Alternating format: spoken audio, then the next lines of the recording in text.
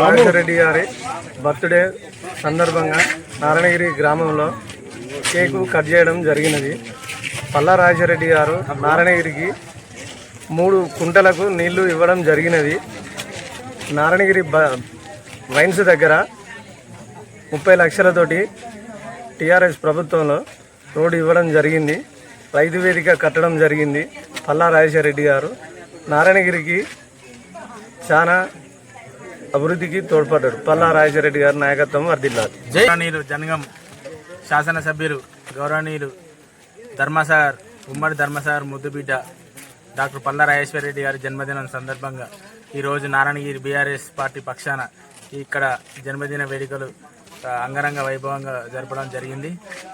ఆనాడు ఉద్యమం కాలంలో ఈనాడు పార్టీ అధినేతతో కొనసాగుతున్న మా పల్లా రాజేశ్వరరెడ్డి గారు రాబోయే మా ప్రభుత్వంలో మంచి మంత్రి పదవి పొందాలని కోరుకుంటూ